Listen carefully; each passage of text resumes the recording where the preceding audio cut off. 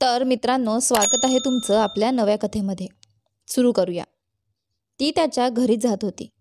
तिच्या हृदयात काय आहे हे सांगायला. त्याला सांगायला की ती सुद्धा त्याच्यावर प्रेम करते. त्याच्या सगळ्या प्रश्नांची उत्तरं द्यायला. पण जसेच ती त्याच्या घरी पोहोचली, तिथे थांबली. ते घर इतर दिवसांसारखं नव्हतं. खूप उदास वाटत होतं. जणू काहीतरी खूप वाईट घडलं होतं. ती आत गेली. बाईला सांगितलं त्याला बोलावून द्यायला. पण समायरा बाहेर आली. तिच्या डोळ्यात अश्रू होते. तिने विचारलं त्याच्याबद्दल आणि तिचं उत्तर ऐकून तिचं हृदय थरारून गेलं. आपण त्याला गमावलं काव्या. तो आता नाही. तो कारखान्याच्या आगीत मरण पावला. तोच दिवस होता 2 वर्षांपूर्वी. त्याच्या मुंबईतील घरी. आठवणींनी डोळ्यांतून अश्रू वाहू लागले. आज ती उभी होती तिच्या नवऱ्याच्या सिंगापूरमधल्या घराच्या हॉलमध्ये. ती त्याचं पूर्ण नावही ओळखत नाही. फक्त एवढंच आठवतंय की बाबांनी एकदा सहजगत्या सांगितलं होतं लग्नाच्या प्रस्तावाबद्दल आणि तिने होकार दिला. कारण तिला ठाऊक होतं बाबा माझ्यासाठी चुकीचा निर्णय घेणार नाहीत. हे लग्न फक्त करारासारखं होतं. ते कधी भेटलेही नव्हते. पण एक नाव तिला आठवतं, मिस्टर डी मेहरा. अश्रू सतत गालांवरून वाहत होते. तेवढ्यात मागून एक खूप परिचित आवाज आला. रडू नकोस काव्या. तुला ठाऊक आहे ना, तुझ्या डोळ्यातले अश्रू मी कधी सहन करू शकत नाही. तिने मागे वळून पाहिलं आणि थक्क झाले. समोर तोच उभा होता, निळ्या सूटमध्ये. तिच्याकडे हसतमुख नजरेने पाहत. जसा तो नेहमी हसायचा तसा तिला तो खूप आवडायचा. पण हे कसं शक्य आहे? तो तर 2 वर्षांपूर्वी मरण पावला होता. मी भ्रम बघते आहे का? तिने मान वळवली. पण अचानक तिच्या खांद्यावर त्याचा स्पर्श जाणवला आणि यावेळी तो खरंच तिच्या समोर उभा होता. अथर्व. तिचा अथर्व. काव्या देसाई. आईवडिलांची एकुलती एक मुलगी. मुंबई विद्यापीठात प्राध्यापक. तिला तिचं काम आणि स्वतःचा स्वाभिमान फार प्रिय आहे. जिथे स्वाभिमान नसेल तिथे ती कधीही पाऊल ठेवत नाही. आईवडिलांवर जीवापाड प्रेम करते. जर कोणी त्यांच्याबद्दल वाईट बोललं तर त्यांचं काम तमाम. कराटेची ब्लॅक बेल्ट धारक. स्वावलंबी. Atharva Shinde. Shinde PVT लिमिटेडचा chairman. Business हीच त्याची खरी ओळख. कुटुंबावर प्रेम करतो पण आपल्या भावंडांवर अजून जास्त प्रेम करतो, जरी ती खरी भावंड नसली तरी. शिंदे कुटुंबाचा मोठा मुलगा. त्याला कधी कधी वाटतं की पैसा सर्व काही विकत घेऊ शकतो. मोहना. काव्याची चुलत बहीण. फक्त 10 दिवसांनी मोठी, पण वागताना जणू 10 वर्षांनी मोठी आहे असं भासवते. वकील ही तिची व्यावसायिक ओळख. पण तिचा छंद आणि खासियत म्हणजे बॉयफ्रेंड्स. स्टायलिश आणि कूल. ओंकार शिंदे. अथर्वचा धाकटा भाऊ, पण फारसा लहान नाही. तो सिंगापूरमधल्या त्यांच्या बिझनेसचं काम पाहतो. व्यावसायिकदृष्ट्या आर्किटेक्ट. त्याची खासियत म्हणजे मुली. वसुंधरा शर्मा ही आकृती मावशीची मुलगी. ती काव्याच्या अगदी उलट स्वभावाची, पण त्यांची पसंती मात्र बहुतेक वेळा सारखीच असते. ती म्हणजे काव्याच्या मनाचा लाऊडस्पीकर. काव्याची लहानपणापासूनची जिवलग मैत्रीण.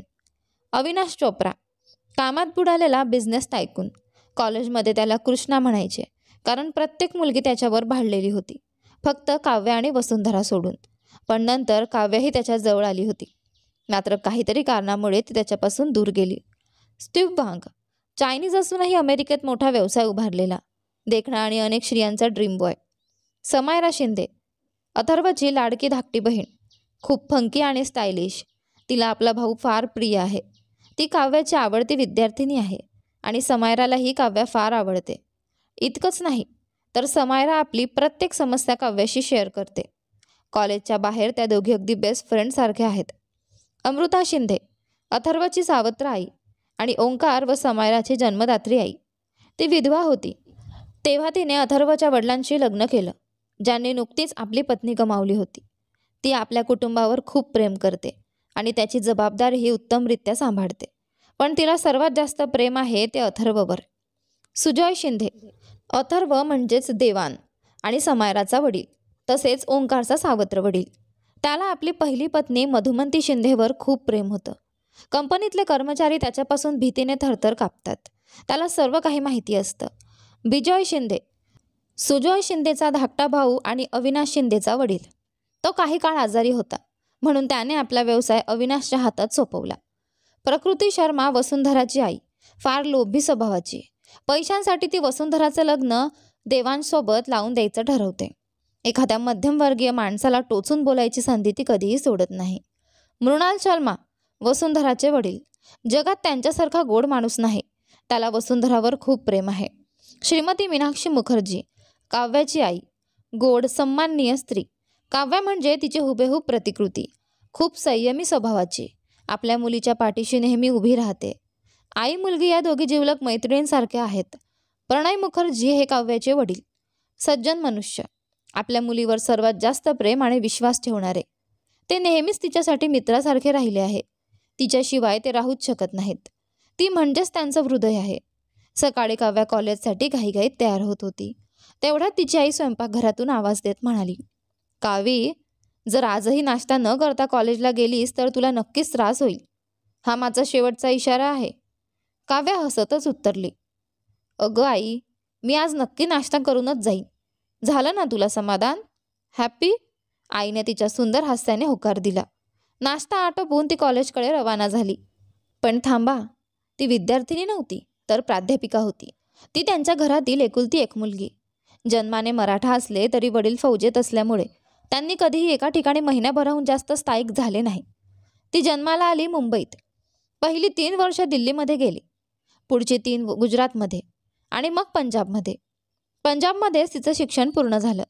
काव्य अभ्यासात तर हुशार होतीच, पण सोबत तिला नृत्य, गायन, चित्रकला यामध्ये सुद्धा गोडी होती. ती हिंदी, इंग्रजी, मराठी आणि पंजाबी या 4 भाषा बोलू शकत होती. आता ती मुंबईमधल्या एका कॉलेजमध्ये गणिताची प्राध्यापिका होती. काव्या स्वभावाने खूप स्वतंत्र, शांत आणि कमी बोलणारी होती.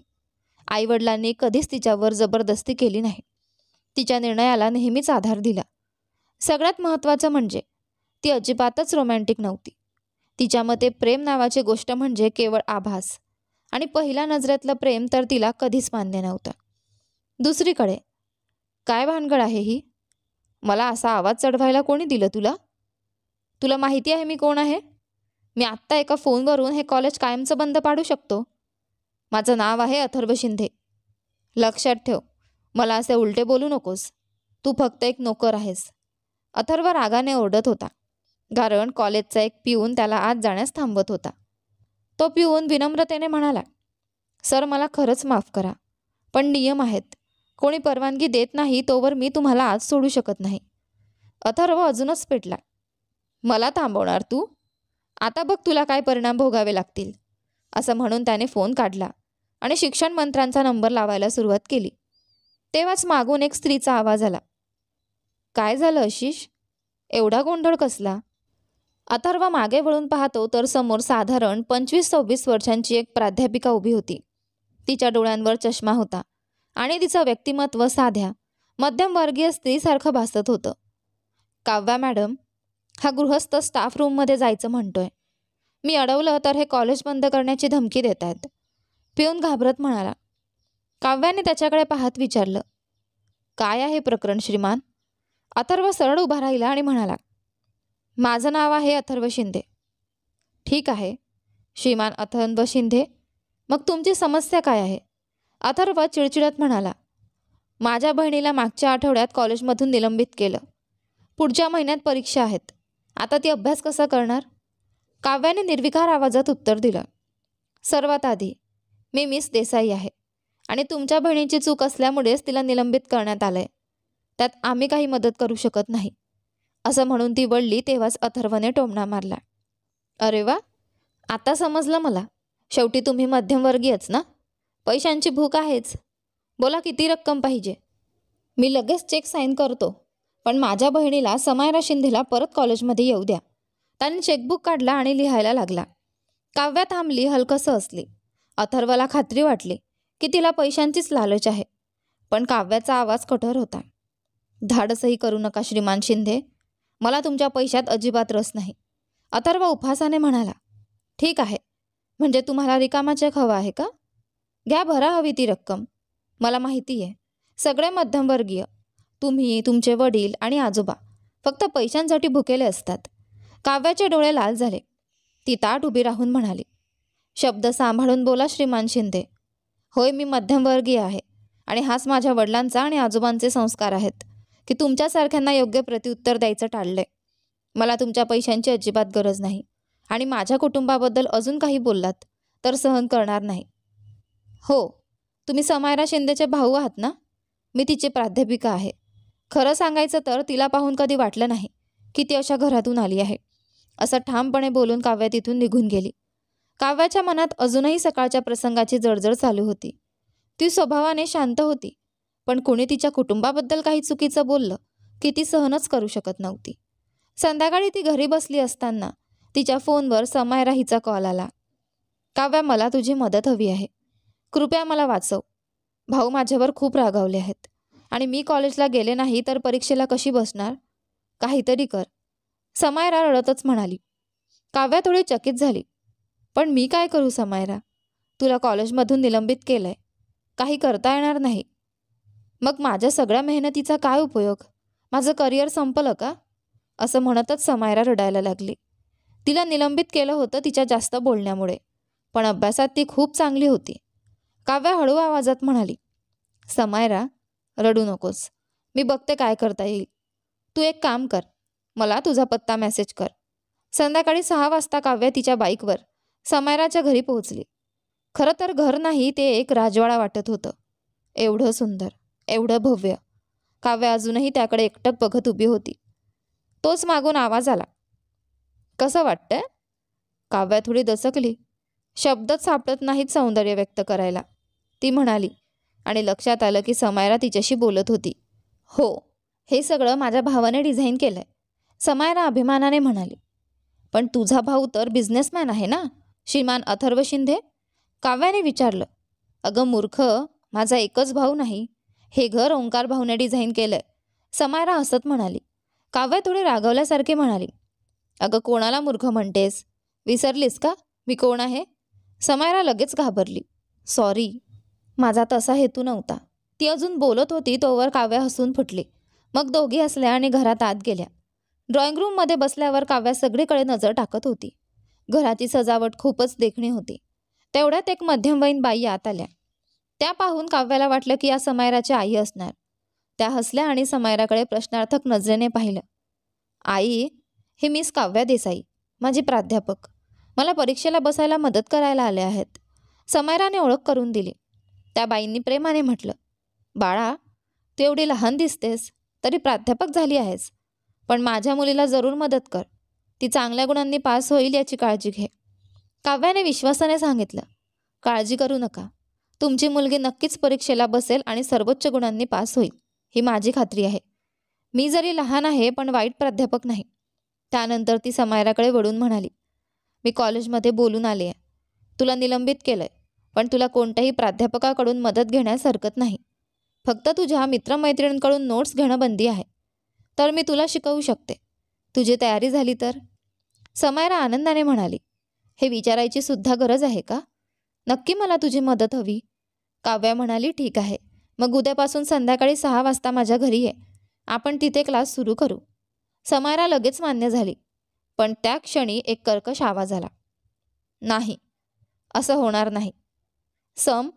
तू कुठेही जाणार नाहीस, असं म्हणाला श्रीमान अथर्व शिंदे, म्हणजेच दानव शिंदे. दानव हे नाव काव्याने त्याला टोपण नाव दिलं होतं, कारण त्याचा स्वभाव त्याच्या नावाच्या उलट होता. काव्या त्याच्याकडे रागाने बघू लागली. तिला शिकवायचं असेल तर तू इथेच येशील, त्याने हुकूम दिला. काव्याने भुया उंचावत विचारलं, मी का यावं इथे? श्रीमान शिंदे, कारण हा माझा आदेश आहे आणि तू एक नोकर आहेस. तुला माझे आदेश पाळावे लागतील, तो म्हणाला. नोकर? काव्या आणि समायरा दोघीही थक्क झाल्या. तो पुढे म्हणाला, हो, तुम्ही मध्यमवर्गीय लोक पैशांशिवाय काहीच करत नाही. मी तुला पैसे देईन, म्हणजेच तू माझी नोकर झालीस. काव्याचं रक्त खवळलं. तिने स्वतःला सावरत विचारलं, कोण म्हणाला मी पैसे घेणार आहे? तो थंडपणे म्हणाला, का? तूच. काव्याने ठाम आवाजात उत्तर दिलं. सॉरी श्रीमान शिंदे, मी पैसे घेणार नाही. ती माझी विद्यार्थिनी आहे आणि मैत्रीण आहे, म्हणून मी मदत करायचं ठरवलं आणि माझ्या कॉलेजचा पगार मला पुरेसा आहे. पण जर तुम्ही मला सतत असंच अपमानित करत राहिलात तर समायरा, मला माफ कर. मी तुला शिकवू शकणार नाही, असं म्हणत ती उठून निघणार. इतक्यात समायराने तिचा हात धरला. सॉरी काव्या, भाऊ असेच आहेत, पण तू काळजी करू नकोस, मी नक्की तुझ्या घरी येईन. श्रीमान दानव पुन्हा म्हणाला. नाही सम, तू कुठेही जाणार नाहीस. मिस देसाई, तुम्ही नक्की काम करणार नाही का? मी तुम्हाला कॉलेजच्या पगाराच्या चौपट देईन, काव्या ठामपणे म्हणाली. नाही श्रीमान शिंदे, माझा स्वाभिमान माझ्यासाठी सर्वात मोठा आहे. मला माझा स्वाभिमान दुखावणारे कुठलेही काम करायचं नाही. तेव्हा समयराची आई अमृता शिंदे म्हणाल्या, असं का वागतोयस? काव्या स्वतःहून आली आहे मदत करायला, तिला माफी माग. पण दानवने उद्धटपणे उत्तर दिलं. मिसेस अमृता शिंदे, तुम्ही माझी सावत्र आई आहात. सावत्र आईसारखं वागा. आई बनायचा प्रयत्न करू नका. हे ऐकून अमृता शिंदेच्या चेहऱ्यावर अपमानाची छटा उमटली. काव्याने नजरेला दिशा बदलली, जेणेकरून त्यांना जास्त त्रास होऊ नये. त्या शांतपणे खोलीतून बाहेर गेल्या. काव्या समयराकडे वळून म्हणाली, जर तू माझ्या घरी येऊ शकत नाहीस तर मला माफ कर. माझ्या व्यस्त वेळापत्रकातून मी तुला वेळ देते आणि तूच आली नाहीस तर मग मी काही करू शकत नाही. समयरा भाऊकडे कटाक्ष टाकत म्हणाली, काळजी करू नकोस काव्या, मी नक्की येईन. मला निलंबित केलंय आणि तू मदत करतेस, पण असं वाटतंय की जणू तुलाच निलंबित केलंय आणि मी मदत करते, असं म्हणत ती हसू लागली, जेणेकरून काव्याचा राग शांत व्हावा. काव्या मग तिथून निघाली, मनोमन दानव शिंदेचा राग मनात दाबत. काव्य तिथून निघून गेल्यानंतर दानव शिंदे अजूनही हॉलमध्येच उभा होता. त्याच्या चेहऱ्यावर रागाचा भाव होता, पण अचानक त्याचा तो राग एक कपटी हास्यात बदलला. तो स्वतःशीच पुटपुटला, स्वाभिमान तुझ्यासाठी सगळ्यात मोठा आहे ना? तुझ्या स्वाभिमानाला धक्का पोहोचेल असं काहीच करणार नाहीस, असं म्हणालीस ना? बघ आता मिस काव्या, मी तुला माझी नोकरी स्वीकारायला भाग पाडणारच, आणि तेव्हा तुलाच दाखवेन तुझा स्वाभिमान नेमका किती टिकतो ते. शिंदेंच्या वाड्यातून परत आल्यानंतर काव्या थेट आपल्या खोलीत गेली आणि पुन्हा एकदा अथर्व म्हणजेच दानव शिंदेवर मनातल्या मनात शिव्या घालू लागली. का कोण जाणे, पण तिला त्याला पाहिलं की जणू काही त्याची हत्या करावी असं वाटायचं. पुढच्या दिवशी, दुसऱ्या दिवशी कॉलेजचे डीन यांनी काव्याला बोलावून सावध राहायला सांगितलं. काव्याला वाटलं हा सगळा खेळ नक्की दानव शिंदेचाच आहे. असो, घड्याळात 6 वाजले होते. आता समयरा यायची वेळ झाली होती. थोड्या वेळाने समयरा आली. तिने आधी काव्याच्या आईवडिलांना नमस्कार केला आणि मग थेट तिच्या खोलीत गेली. काव्याची खोली पाहून ती थक्कच झाली. खोलीभर पुस्तकांच्याच रांगा होत्या. काव्याला वाचनाची प्रचंड आवड होती, म्हणून तिची खोली जणू वाचनालयासारखी दिसत होती. समयरा कधी काव्याकडे पाहत होती तर कधी त्या पुस्तकांच्या कपाटांकडे. तिला तसं बघून काव्याने तिचा हात धरून तिला पलंगावर बसवलं आणि दोघी अभ्यासात रमल्या. समयराने कॉलेजमध्ये बहुतेक अभ्यास आधीच पूर्ण केला होता, फक्त पुनरावलोकन बाकी होतं. त्यामुळे ती रिव्हिजन करत होती आणि काव्या स्वतःची पुस्तकं वाचत होती. समयरा हुशार असल्यामुळे काव्याला जास्त कष्ट घ्यावे लागले नाहीत. 1 महिन्यानंतर परीक्षा पूर्ण झाल्या आणि निकाल लागला. समयराने खरंच कॉलेजमध्ये पहिला क्रमांक मिळवला होता. काव्याने ठरवलं तिला अभिनंदन करण्यासाठी तिच्या घरी जावं. ती तिथे पोहोचली तेव्हा समयरा आनंदाने साजरा करत होती. काव्याला पाहून ती धावत आली, तिला मिठी मारली आणि गालावर चुंबन दिलं. तू खरंच सर्वात बेस्ट आहेस काव्या. आई खूप खुश आहे. हे सगळं तुझ्यामुळेच झालं. तू माझं करिअर वाचवलंस. आय लव्ह यू, असं ती म्हणाली. तिथे सगळेच उपस्थित होते, त्यात दानव शिंदेसुद्धा होते. काव्याला त्याचा चेहरा पाहून हसू आवरत नव्हतं. समयरा तिला लाडू देत होती. तेवढ्यात काव्याच्या फोनवर मेल आला. तिला आश्चर्य वाटलं. कॉलेजकडून मेल आला होता. तिने उघडला आणि तिच्या चेहऱ्यावरचे सगळे रंग उडाले. ती थक्क झाली. दुसरीकडे दानव शिंदे या क्षणाचीच वाट पाहत होता. काव्याच्या फोनवर मेल आला तेव्हाच त्याला ठाऊक होतं, कारण त्याच्याच आदेशावरून तो मेल पाठवला गेला होता. काव्याने मेल उघडताच तिच्या चेहऱ्याचा रंग उडाला. ती निशब्द उभी राहिली, जणू काही तिला भानच राहिलं नाही.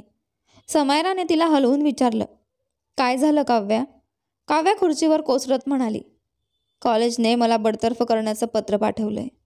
अथर्वला थोडं वाईट वाटलं. मनातल्या मनात तो म्हणाला, जर तिने माझ्याशी असं उद्धटपणे बोलली नसती तर मी हे कधीच केलं नसतं. पण तिने मला भाग पाडलं. आता तिला कळेल अथर्व शिंदेशी वाद घ्यायचा म्हणजे काय परिणाम होतो. काय? समयराचा थक्क करणारा आवाज घुमला. ती भावाकडे वळून म्हणाली, भाऊ काहीतरी करा ना. कॉलेजने असा अचानक निर्णय कसा घेतला? तुम्ही नक्की काहीतरी करू शकता. प्लीज काहीतरी करा. अथर्व शांतपणे म्हणाला, मी नक्की काहीतरी केलं असतं जर मिस देसाईने मला माफी मागितली असती तर. हे ऐकून काव्याने रागाने पाहिलं आणि ठामपणे म्हणाली, नाही समायरा, मला कोणाची मदत नको आहे. मी भीक मागणारी नाही की माझ्या नोकरीसाठी एखाद्या परक्या माणसापाशी जाऊन मागणं करेन. परक्या माणसापाशी? तिच्या या शब्दांनी अथर्वचा राग आणखी भडकला. काव्य तिथून उठून निघून गेली. समायरा मात्र भावाला म्हणाली, भाऊ, तुमचा प्रॉब्लेम काय आहे? तुम्ही तिची मदत का केली नाही? एक दिवस असा येईल की तुम्हालाच तिची मदत लागेल. हा माझा तुम्हाला शाप आहे. शाप? अथर्व मनात म्हणाला, ही समायरा अजून किती बालिश आहे. आणि ती काव्या? मिस, खरंच खूपच विचित्र आहे. थोडं का होईना माफी मागता आली नसती का? बरं, तिची चूक आहे. मला मात्र अजिबात अपराधी वाटत नाही. दुसरीकडे शिंदेवाड्यातून परत आल्यावर काव्याने ठरवलं की आईवडिलांना या सगळ्याबद्दल काही सांगायचं नाही. पण काव्य आपल्या आईवडिलांपासून काही लपवूच शकत नसे. अखेर तिने सगळं त्यांना सांगून टाकलं. आईवडिलांनी तिला सल्ला दिला की इतर कॉलेजमध्ये अर्ज करावा. मुंबईतील मोठ्या कॉलेजमध्येही नशीब आजमावावं. आश्चर्य म्हणजे तिला मुंबईतील एका नामांकित कॉलेजमध्ये लगेच नोकरी मिळाली. मग ती तिथे राहायला गेली. 1 वर्ष उलटलं. आता ती तिथल्या सर्व विद्यार्थ्यांची आवडती प्राध्यापक झाली होती. एका दिवशी ती वर्गात शिरली तेव्हा तिने पाहिलं की सगळे विद्यार्थी एका ठिकाणी जमा होऊन मोबाईलकडे बघत होते. तिने विचारलं, काय झालं? तिची विद्यार्थिनी नैना म्हणाली, मॅडम, निधीचं लग्न ठरतंय. आम्ही त्याच्याबद्दल बोलत होतो. काय? काव्य अवाक झाली. निधी ही तिच्या हुशार विद्यार्थिनींपैकी एक होती. अभ्यासात खूप प्रामाणिक. तिला हे ऐकून पटतच नव्हतं. नैना म्हणाली, ती या लग्नाबद्दल खूप खुश आहे. काव्याने सावरत सांगितलं, ओह बरं, आता सगळेजण आपल्या जागेवर बसा. आपण लेक्चर सुरू करू. लेक्चर संपल्यावर काव्या कॉलेजमधून बाहेर पडणार इतक्यात तिच्या मोबाईलवर निधीचा कॉल आला. कॉल उचलताच ती रडत रडत बोलली, हॅलो निधी, काय झालं? का रडतेस? सांग मला. काव्या चिंतेने म्हणाली, मॅडम, तुम्ही लगेच या कॅफेमध्ये याल का? मला तुमच्याशी बोलायचं आहे. निधी विनवणी करू लागली. काव्या म्हणाली, पण काय झालं आहे? Madam please. ठीक आहे, मी येते, पण आधी रडणं थांबव. काव्या कॅफेत पोहोचली तेव्हा तिला निधी बसलेली दिसली. तिचा चेहरा काळजीने भरलेला होता. काय झालं निधी? इथे काय करते आहेस? निधी म्हणाली, मॅडम, तुम्हाला कळलं का की माझं लग्न ठरतंय? काव्याने मान हलवली. निधी पुढे म्हणाली, मॅडम, मला हे लग्न करायचंच नाही. मला ज्याच्याशी लग्न ठरतंय त्यालासुद्धा मी ओळखत नाही. माझे वडील त्यांच्या बिझनेससाठी मला शहरातील एका मोठ्या उद्योगपतीशी लग्न लावून देत आहेत. काव्या शांतपणे विचारते, मग मला काय करायला हवं असं तुला वाटतं? मॅडम, कृपया हे लग्न थांबवा. काव्या दचकली. काय? निधी, हा तुझा वैयक्तिक प्रश्न आहे. मी त्यात कशी पडू? तुझे आईवडील मला विचारतील. कोणत्या अधिकाराने मी यात हस्तक्षेप करते आहे? आणि तूच जर त्यांच्यासमोर होकार दिलास तर मी अडचणीत येईल ना. मॅडम, मी वचन देते, कुणीही तुम्हाला काही बोलणार नाही आणि मीही त्यांच्यासमोर मान डोलावणार नाही. कृपया मला वाचवा. असं म्हणत ती पुन्हा रडायला लागली. काव्याने तिला शांत केलं आणि विचारलं, ज्याच्याशी तुझं लग्न ठरतंय त्याचं नाव काय आहे? श्रीमान अथर्व शिंदे. असं ऐकून काव्या थक्कच झाली. मॅडम? मॅडम, काय झालं? निधीने तिला हलवून विचारलं, कारण काव्या विचारात हरवलेली होती. काव्या मनातल्या मनात म्हणाली, हे लग्न मी होऊ देणार नाही. विशेषतः वर जर अथर्व शिंदे असेल तर अजिबात नाही. तिने ठामपणे उत्तर दिलं. काळजी करू नकोस निधी, तुझं लग्न मी थांबवेन. आज संध्याकाळी 7 वाजता मी तुझ्या घरी येते. तयार रहा. निधी दिलासा पावली. ठीक आहे मॅडम, असं म्हणत ती कॅफेतून निघून गेली. काव्याही आपल्या निर्धाराने तिथून बाहेर पडली. संध्याकाळी 7 वाजता काव्या निधीच्या घरी पोहोचली. घर सुंदर सजवलेले होते आणि बरेच लोक तिथे जमा होत होते. काव्या आत गेली. निधीचे आईवडील तिला चांगले ओळखत असल्याने थेट तिच्या खोलीत घेऊन गेले. खोलीत गेल्यावर काव्याला समजलं की आज निधीचा आशीर्वाद होता. यात दोन्ही कुटुंब एकत्र येऊन वधूला वरपक्षाकडून व वराला वधूपक्षाकडून आशीर्वाद दिला जातो. म्हणजेच हा एक प्रकारचा साखरपुडा होता. पण इतर समाजाप्रमाणे नव्हतं. मुंबईत अशा प्रथेला विशेष महत्त्व दिलं जातं. काव्या खोलीत शिरताच निधीने आपल्या सगळ्या मैत्रिणींना बाहेर पाठवलं. काव्या म्हणाली, तू मला दुपारी का नाही सांगितलं की आज तुझा साखरपुडा आहे? निधी हळूच म्हणाली, मॅडम, मला स्वतःलाही काहीच माहिती नव्हतं. संध्याकाळी 5 वाजता अचानक मला सांगितलं गेलं. बाबांनी मला पडून जाण्याचा प्रयत्न करू नये म्हणून मोबाईलही काढून घेतला. काव्या शांतपणे म्हणाली, माफ कर. पण तुझे बाबा तुझ्याबाबत फार कडक वागतात. निधीने काही उत्तर दिलं नाही, फक्त मान हलवली. काव्या पुढे म्हणाली, आता काय, मी तुझ्या आईबाबांना बोलवू का? तथापि खाली जाण्यापूर्वी काव्याने निधीला काही सूचना केल्या आणि निधीने त्या अगदी व्यवस्थित पाळल्या. निधीच्या नजरेतील घाबरलेपणा पाहून काव्याला आपलं उत्तर मिळालं. ती खाली जाऊन मिस्टर आणि मिसेस अरोरा यांना शोधू लागली. समोर गेटवर लोकांची गर्दी पाहून काव्याला कळालं की अथर्व पोहोचला आहे. आता तिला पटकन आपलं काम पूर्ण करायचं होतं. काही कष्टाने ती मिसेस अरोराजवळ पोहोचली आणि म्हणाली की मला त्यांच्याशी थोडं बोलायचं आहे. मिसेस अरोरांनी पतीला बोलावलं आणि तिघे वर गेले. मिसेस अरोरांनी दरवाजा उघडला आणि क्षणात त्यांच्या चेहऱ्यावर पांढरं पाणी पडलं. मिस्टर अरोरा काही भाव न दाखवता आत गेले. आत गेल्यावर काव्याला दिसलं की निधी जमिनीवर पडलेली होती, मृत. क्षणभर काव्याचा श्वास थांबला. निधी अगदी झोपलेली भासावी अशी पडली होती. तिच्या हातात झोपेच्या गोळ्यांचं पाकिट होतं, ज्यातल्या 10 गोळ्या गायब होत्या. टेबलावर तिचं सुसाईड नोट ठेवलं होतं. काव्या अजूनही थक्क होती. तेवढ्यात निधीने डोळा मारला. लगेच काव्याला आठवलं, निधी एक उत्तम जलतरणपटू आहे, जी बराच वेळ श्वास रोखू शकते. काव्याने पटकन चादर ओढून तिच्या शरीरावर टाकली. मिस्टर अरोरांच्या चेहऱ्यावरून आणि वागण्यावरून काव्याला जाणवलं की ते आपल्या मुलीवर खूप प्रेम करतात, पण ते कधी दाखवत नव्हते. अचानक ते बसले आणि जमिनीवर कोसळले. थोड्याच वेळात मिसेस अरोरांच्या चेहऱ्यावर बदल दिसला. त्या संतापाने पतीसमोर उभ्या ठाकल्या. त्यांची कॉलर धरून त्यांना दोष द्यायला लागल्या. त्या ओरडत होत्या, तू जर तिला शिकायला दिलं असतं तर आज ती जिवंत असती. तोच काव्याला वाटलं की आता तिच्या नाटकाचा भाग सुरू करण्याची वेळ आली आहे. तिने मिसेस अरोरांना धरून शांत करण्याचा प्रयत्न केला. मिसेस अरोरा तिच्याकडे वळल्या आणि रडत रडत पतीवरच्या तक्रारी सांगू लागल्या. काव्या म्हणाली, हो तुम्ही बरोबर आहात, यांची चूक आहे. जर त्यांनी जबरदस्ती करून लग्न ठरवलं नसतं तर निधी आज जिवंत असती. पण जर यांची चूक आहे तर तुमचीही आहे. तुम्ही त्यांना थांबवलं असतं तर ते कधीही निधीचं लग्न तिच्या इच्छेविरुद्ध ठरवलं नसतं. हे ऐकून काव्या रडू लागली. मिसेस अरोरा सुद्धा सुस्कारे टाकत म्हणाल्या, हो तू बरोबर आहेस, ही माझीही चूक आहे. काव्याने स्वतःच्या निर्धाराने आणि धैर्याने केलेला खेळ आता शेवटच्या टप्प्यात आला होता. नाही, तू चुकीचं बोलते आहेस, ही आपलीच चूक आहे. मला आता कळलंय, पण मी काय करू? ती परत येणार नाही. जर ती जिवंत असती तर मी हा विवाह आत्ता थांबवला असता, असं श्रीमान अरोरा म्हणाले. त्यांचे शब्द ऐकून काव्या चकित झाली. इतक्या सहजपणे तो त्यांच्या जाळ्यात सापडेल असं तिला वाटलंच नव्हतं. काव्याने हळू आवाजात विचारलं, तुम्ही खात्रीने सांगू शकता का की जर ती जिवंत असती तर तुम्ही हा विवाह आत्ता थांबवला असता? हो, श्रीमान अरोरा म्हणाले आणि आपल्या पत्नीच्या कुशीत रडू लागले. श्रीमती अरोरा त्यांना सावरण्याचा प्रयत्न करत होत्या.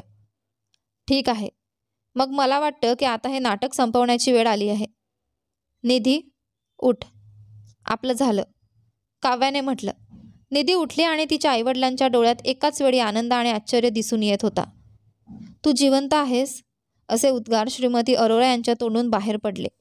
तर यानंतर पुढे काव्य आणि अथर्व यांच्या प्रेमकथेमध्ये काय ट्विस्ट येतो आणि पुढे काय होतं ते पहा आपल्या कथेच्या पुढच्या भागामध्ये. पण तोपर्यंत तुम्हाला हा भाग कसा वाटला कमेंट करून नक्की सांगा. धन्यवाद.